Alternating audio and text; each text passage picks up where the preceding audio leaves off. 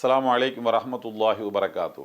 அன்பார்ந்த OH இஸ்லாம் channel நேயர்களே, எல்லாம் வல்ல ஏக இறைவனுடைய அன்பும் அருளும் நம் அனைவர் மீதும் என்றும் நிலவட்டும்.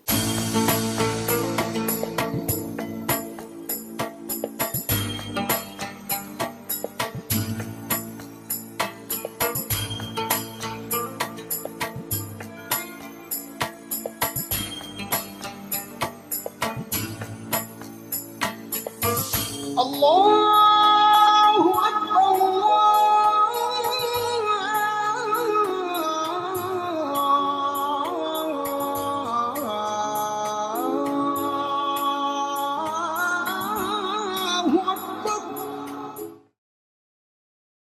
வழிகாட்டும் வான்மறை என்ற சிறப்பான இந்த தொடரில் இன்றும் உங்களை எல்லாம் சந்திப்பதில் மகிழ்ச்சி. அன்பானவர்களே, இந்திய நாட்டினுடைய குடியரசு முன்னாள் தலைவர் பெருமதிப்புக்குரிய அப்துல் கலாம் அடிக்கடி சொல்லுவார், பள்ளிக்கூட மாணவர்களுக்கு மத்தியில், கல்லூரி மாணவர்களுக்கிடையில் உரையாற்றும் போதெல்லாம் தவறாமல் அவர் சொல்லுகிற வார்த்தை கனவு காணுங்கள் என்கிற வார்த்தை. கனவு என்பது அவரே விளக்கம் சொல்கிறார், தூக்கத்தில் காண்பது கனவல்ல, விழித்திருந்து நம் எதிர்காலம் இப்படித்தான் அமைய வேண்டும் என்று ஒரு மனிதன் தன்னுடைய எதிர்காலத்தை பற்றி திட்டமிடுவதற்கு பெயர்தான் கனவு. உன்னை விழித்திருக்க வைப்பதற்கு பெயர்தான் கனவே அன்றி நீ உறக்கத்தில் காண்பதல்ல என்று சொல்லுவார். ஆனாலும் கனவு என்றால் உறங்கினால்தான் கனவு வரும், உறக்கத்தில் வருவதற்கு பெயர்தான் கனவு.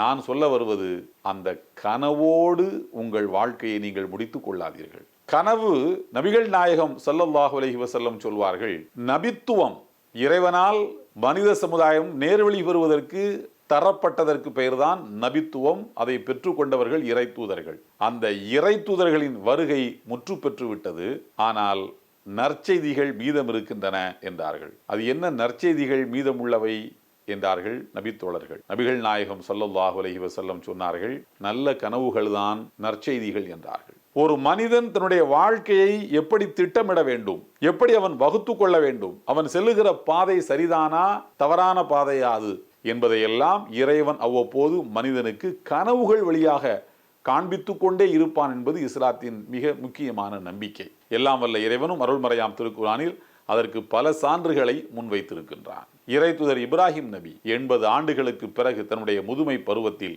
அவர்கள் பெற்றெடுத்த முதல் பிள்ளை இஸ்மாயில், அந்த இஸ்மாயில் தந்தையின் விரலை பிடித்து கொண்டு வீதியிலே நடமாடுகின்ற பக்குவத்தை அடைகின்றார், வயதை அடைகின்றார். ஃபலம்மா பலக மஅஹு ஸஇ, தந்தையோடு உடன் நடந்து செல்லுகின்ற பக்குவத்தை இஸ்மாயில் அடைந்த போது இப்ராஹிம் நபி ஒரு கனவு கண்டார்கள். என்ன கனவென்றால், அந்த மகனை அறுத்து பலியிடுவதைப் போல. இது தவறான கனவு போல் இருக்கிறது, ஷைத்தான் கனவிலே வந்து ஏதோ நம்மை குழப்புகிறான் போல் இருக்கிறது என்று நினைத்து கொண்டார்கள். 3 தினங்கள் தொடர்ச்சியாக அந்த கனவு வரவும் அது இறைவனின் ஏற்பாடு என்பதை புரிந்து கொண்டு தன் மகனை அறுத்து பலியிடவே அவர்கள் துணிந்தார்கள். பிறகுதான் இறைவன் சொன்னான், அறுக்க வேண்டாம், மாற்று ஏற்பாடாக உங்களுக்கு நான் வானத்திலிருந்து ஒரு ஆட்டுக்குட்டியை அனுப்புகிறேன் என்றான்.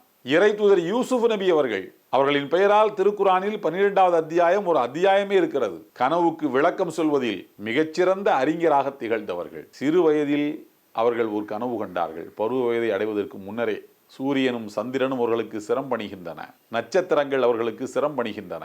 இந்த காட்சியை கனவிலே பார்த்தார்கள். தந்தையிடத்தில் போய் சொன்னார்கள். தந்தை சொன்னார், மகனே, யாரிடத்திலும் சொல்லாதே, இது நல்ல கனவு, யாரிடத்திலாவது இந்த கனவை நீ சொன்னால் இதனுடைய விளைவுகளை புரிந்து கொண்டு உன் மீது பொறாமைப்பட்டு உன் உயிருக்கே கூட அது ஆபத்தாக முடியலாம் மகனே என்றார்கள். யூசுப் நபி அவர்கள் அதோடு அதை மறந்து விட்டார்கள். இந்த கனவின் பலன் கிடைக்கும் என்று நம்பிக்கையை உறுதியாக இதயத்திலே ஏந்தி கொண்டு அந்த கனவை அப்படியே மறந்துவிட்டு தன் வாழ்க்கையை அது போன போக்கில் வாழ்ந்து கொண்டிருந்தார்கள். இந்த கனவையே அவர்கள் நினைத்துக் கொண்டிருக்கவில்லை. கனவுலகத்திலே சஞ்சரிப்போர் சிலர் இருக்கின்றார்கள். சிலர் கனவென்றால் அது குழப்பமான காட்சிகளின் தொகுப்பு என்று நம்பக்கூடியவர்களும் உலகத்திலே உண்டு.